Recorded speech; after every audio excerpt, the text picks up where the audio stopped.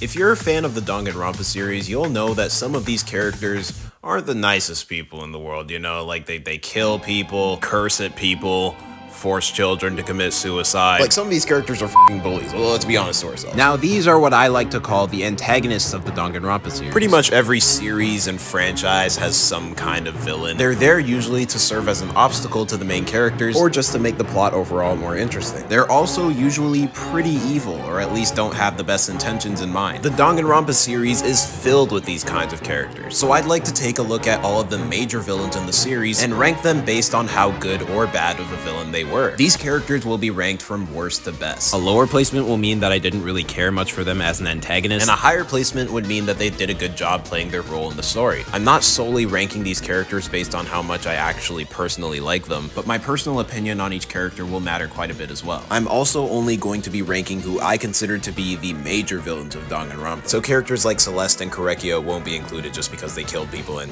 had mental breakdowns. We're also only going to be taking a look at the 4 main games of the series, including Ultra Despair Girl. So spoilers for that game if you haven't touched it, and nothing will be covered from the anime because it's the anime. So just to make things clear, these are the characters I'll be ranking in today's video. The Warriors of Hope and the Monokubs will both be ranked as groups respectively. So in total, there will be 10 spots to rank. All of these characters at some point serve as an antagonist in the series, and will be ranked from worst to best in this video. Be sure to leave a like, subscribe, and without wasting any more of your time, let's get straight into it.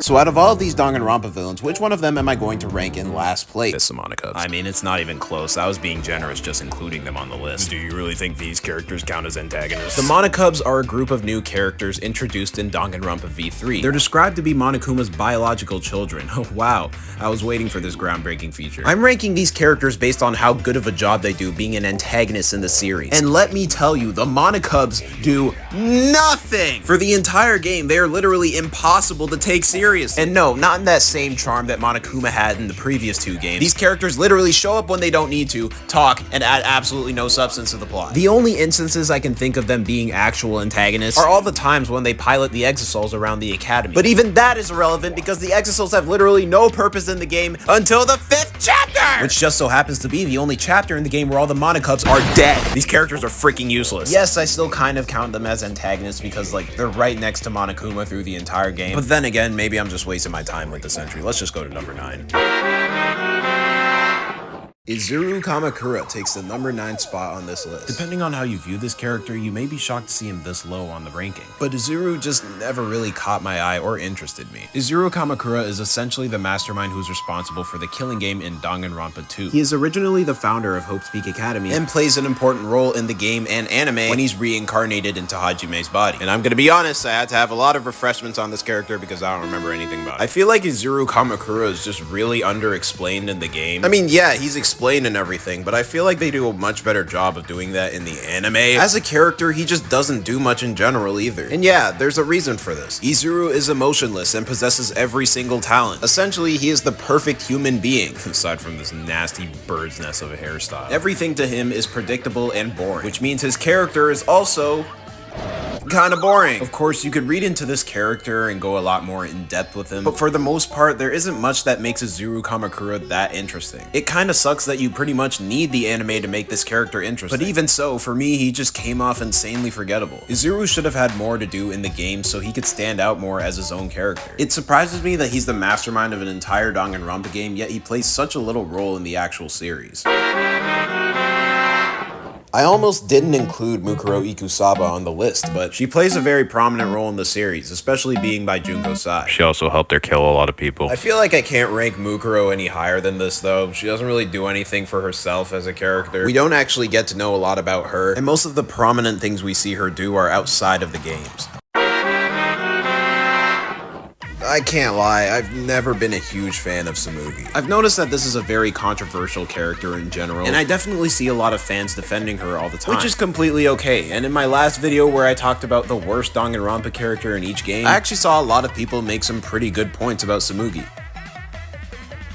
Oh, I still don't like her, so I don't know, I just can't get behind the way this character was handled. Tsumugi Shirogane is the mastermind of the 53rd killing game, which takes place in Danganronpa V3. For the entire game, she is purposely made to be the most boring, uninteresting, filler slot character of all time. Until chapter 6, where she is finally revealed to be the mastermind of the killing game, and who cares? It's just the main problem I have with Tsumugi Shirogane is that she spends the entire game being the least interesting character. Just for her to be the mastermind of the 6th chapter, obviously it's done on purpose, but the overall concept of a character like this to me is just not that interesting. I genuinely have zero to no reason to care about Tsumugi as an antagonist, and for the entire game she didn't do anything to deserve that role in the twist ending. As an actual villain, the only thing interesting she really did was lie, be the mastermind, and kill Rantaro. The whole cosplaying every character thing was kind of cool to see though. I'd probably like Tsumugi a little more if she played a bigger role in the game as a whole, and not in a way where you have to wait 6 chapters for her to be important.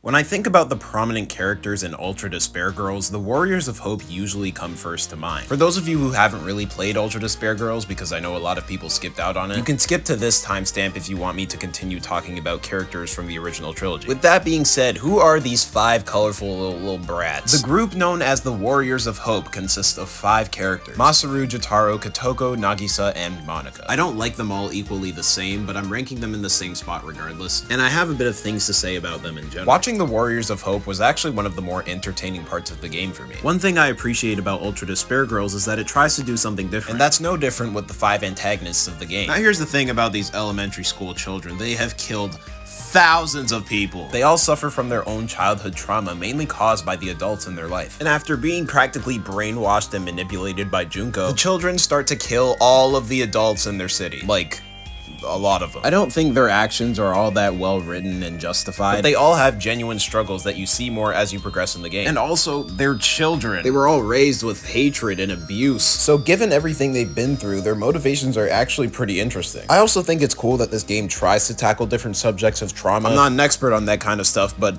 I think they could have done a little better. While the Warriors of Hope definitely had a lot of moments where they were annoying, gross, and very incredibly hard to watch, they did a fairly good job of being both antagonists and still fleshed out characters. Monster is still the best one. F all y'all. Junko Enoshima is the next character on our ranking list. There's no question that Junko is probably the most iconic face in Danganronpa.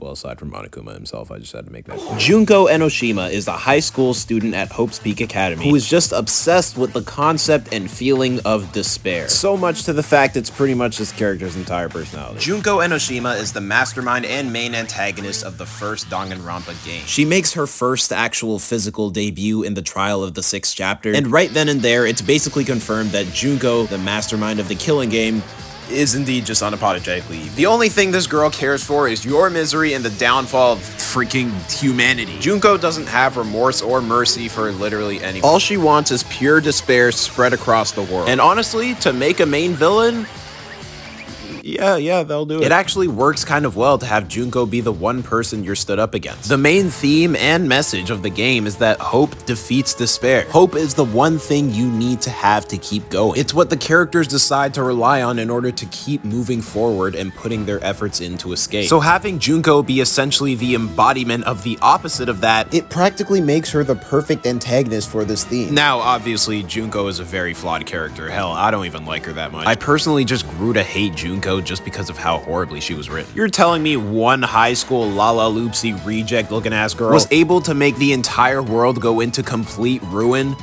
Y'all niggas know how hard that is to do, right? I'm honestly like, I'm fine with the fact that Junko wants to be evil just for the sake of being evil. And I know when she got control of the Ultimate Students, it was pretty much over for everyone, but like, really? The anime explains in much better detail why and how Junko is able to do all of this, but in my opinion, that's the kind of stuff that needs to be shown in the game. They also purposely make Junko really annoying. She's talks and she doesn't shut up. I'm still really iffy on Junko as a whole, especially on how pushed on the plot she is. I've never really liked the fact that Junko has to appear and be mentioned 1,000 times in every single game. At times, she can even feel like an overused plot device, especially in the later games, which kind of hurts her ranking here, but she still does a great job of being a main villain and being the exact opposite of what the main characters are fighting for.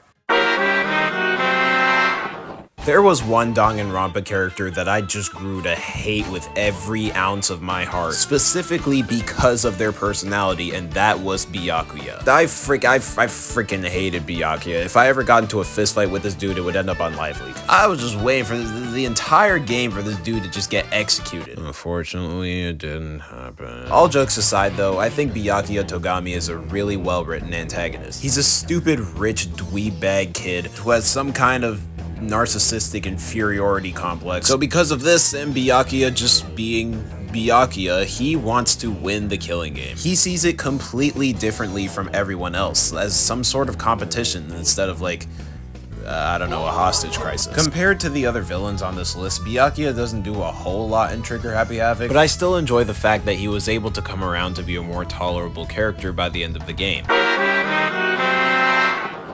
Nagito's never really been one of my personal favorite characters, but I can't deny he was a really good antagonist for the second game. What's really cool about Nagito is that he takes the concept of hope from the first game and turns it into something that an antagonist can use. He's also batshit insane. Nagito's character is introduced to us to be pretty normal. You know, at first he's really kind and sweet, he introduces us to everyone. Just a little off, like a little weird, but that's pretty much it. And then during the trial, he's revealed to just be completely insane. I think it's cool that this character looks at one of the main concept of the games very differently, like kind of in a different light where he makes bad things happen in order for good to come. Nagito was a pretty entertaining part of Danganronpa 2. I totally hated him as a person, but he made the game so much more suspenseful and exciting. He blew my mind with the entirety of Chapter 5.